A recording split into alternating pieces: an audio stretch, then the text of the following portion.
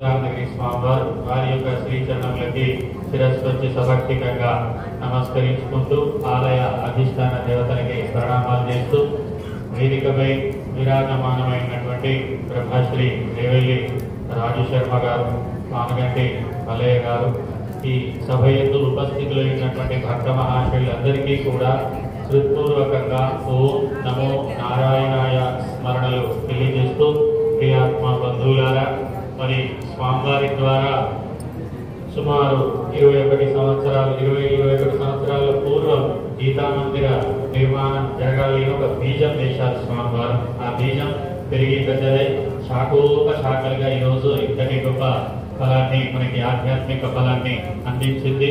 మరి ఈ కార్యక్రమాన్ని కూడా తలపు చేసినటువంటి వారు మెట్టపల్లి సర్వయ్య గారు. మరి వారు కూడా ఎందుకో ఈశ్వరుడు వారికి సంకల్పం కలగజేశారు వార్షికోత్సవం నిర్వహించాలని. మరి వారు ఈ విధంగా ముందుకొచ్చి నిర్వహణ చేస్తున్నందుకు వారికి కూడా దివ్యాశీర్వాదం ఉండాలని ఆకాంక్షిస్తూ, మరి గీతా మందిర 21వ వార్షికోత్సవం మామూలుగా ప్రతి ఆలయానికి నిర్వహించే వార్షికోత్సవ కార్యక్రమాలు వేరుగా ఉంటాయి.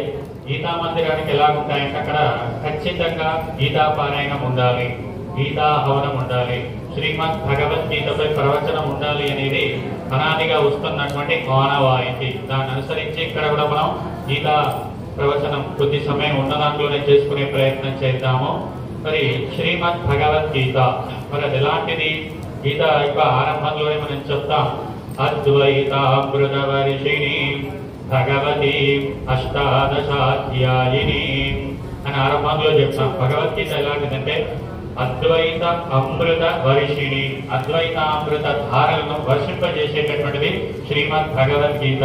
కానీ ఈ రోజు మనం చూస్తే భగవద్గీత ఏమైపోయిందంటే అమృత గీత కాస్త మృత గీతన అన్నట్లు కొంతమంది వ్యక్తులు చేస్తూ ఉన్నారు. ఎవరైనా మృతులైనట్లయితే అక్కడ ఏం వినిపిస్తారు?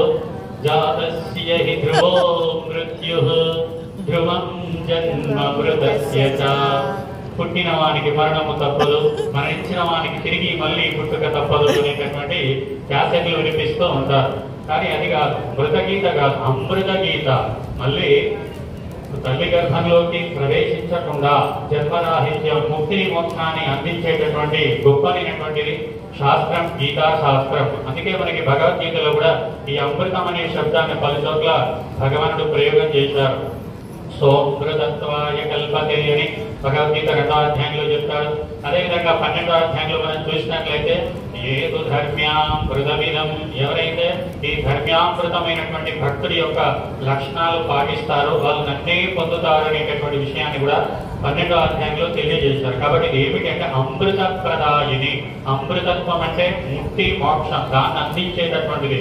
కాబట్టి